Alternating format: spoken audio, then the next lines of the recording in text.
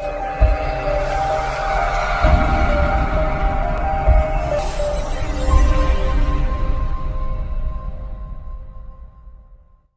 दोस्तों, I am Dr. K.S. Sogle and I welcome all of you to my channel. Today we are going to talk about DVT. DVT का मतलब होता है deep vein thrombosis. तो आज हम कुछ बेसिक्स जानेंगे DVT के बारे में, जैसे कि DVT किस वजह से होता है, किसको हो सकता है, उसके लक्षण क्या होते हैं, उसके लिए टेस्ट क्या किए जाते हैं और उसके उपचार किस तरह से किए जाते हैं। तो आप बात करते हैं DVT के कारणों के विषय में। DVT होने का एक ही प्रमुख कारण होता है, वो होता है ब्लड क्लॉट का उस ब्लड वेसल के अंदर फंस जाना और उसकी वजह से उस पर्टिकुलर बॉडी पार्ट के एक एरिया को ठीक से खून ना पहुंचना, ठीक से ब्लड सर्कुलेशन ना होना।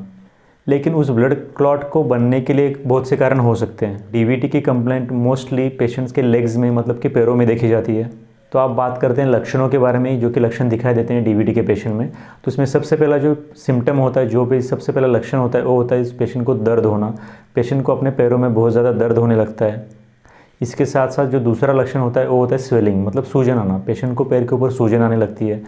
किसी पेशेंट में स्किन डिस्कलरेशन, मतलब कि त्वचा का रंग बदलना, कलर बदलना, ये भी देखा जा सकता है। तो स्वेलिंग और पेन्स, मतलब सूजन और दर्द, ये दोनों प्रमुख लक्षण हैं जो कि DVT में देखे जाते हैं।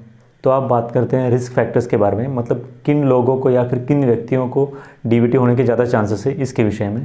सबसे पहले तो किसी भी व्यक्ति में अगर ब्लड क्लॉटिंग डिसऑर्डर है, मतलब किसी भी व्यक्ति में खून जल्दी जम जाने की बीमारी है, तो उस व्यक्ति के अंदर DVT हो सकता है। इसी के साथ साथ अगर किसी व्यक्ति को प्रोलॉन्ग्ड बेड रेस्ट दिया गया है, मतलब कि ऑपरेशन के बाद या फिर किसी बीमारी के बाद उस व्यक्ति को बहुत ज़्यादा दिनों तक बेड रेस्ट करने के लिए कहा गया है, उस व्यक्ति में भी DVT हो सकता है। इसी के साथ साथ अगर किसी व्यक्ति को पैरालिसिस है, तो पैरालिसिस का व्यक्ति आम लोगों की तरह चल फिर नहीं सकता, उसको भी बेड रेस्ट लेनी पड़ती है। तो इस तरह के भी जो भी पेशेंट होते हैं उनके अंदर भी DVT हो सकता है। बढ़ती हुई उम्र के साथ साथ DVT होने के चांसेस भी बढ़ते हैं। इसके साथ साथ कैंसर के पेशेंट में, या फिर जिस पेशेंट को ओबेसिटी है, जिस पेशेंट का वजन बहुत ज़्यादा है, इस तरह के पेशेंट में भी DVT होने के चांसेस ज़्यादा रहते हैं। अगर किसी पेशेंट में हार्ट फेलियर है, तो उस पेशेंट में भी DVT होने के चांसेस रहते हैं।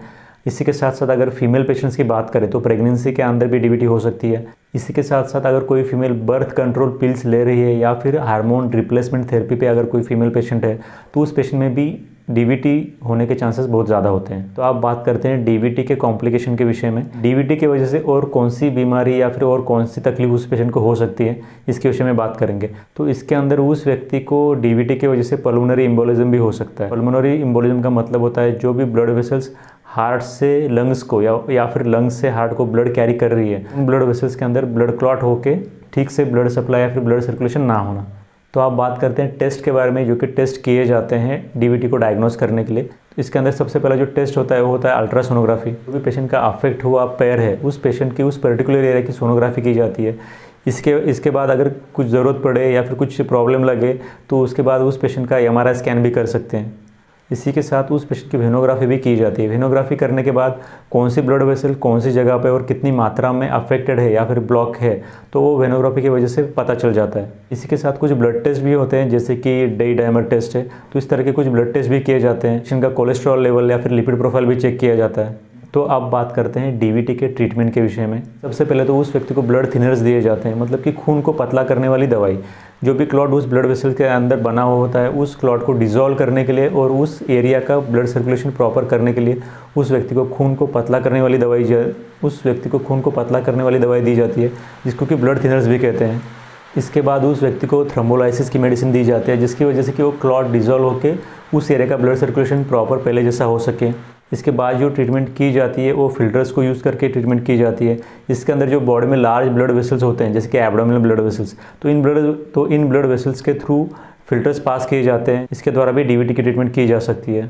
और इसके बाद जो एक ऑप्शन होता है कॉम्प्रेशन स्टॉकिंग्स। कॉम्प्रेशन स्टॉकिंग्स मतलब कि किसी व्यक्ति को अगर पैर में DVT हुआ है, तो उस व्यक्ति को स्वेलिंग कम करने के लिए और प्रॉपर सर्कुलेशन होने के लिए टाइट फिटिंग कॉम्प्रेशन स्टॉकिंग्स इस्तेमाल किए जाते हैं। तो ये कुछ बेसिक बातें हैं DVT के विषय में।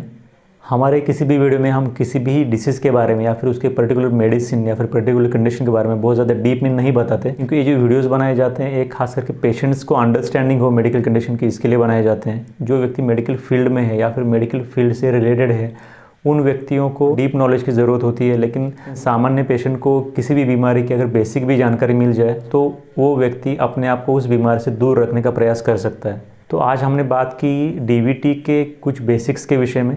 अगर आपके इसके संदर्भ में कुछ डाउट्स हो तो आप ज़रूर पूछें, आपके डाउट्स को आंसर करने की पूरी कोशिश की जाएगी। अगर आप किसी पर्टिकुलर मेडिकल कंडीशन के बारे में जानना चाहें तो ज़रूर बताएं और वीडियो को लाइक और सब्सक्राइब ज़रूर करें।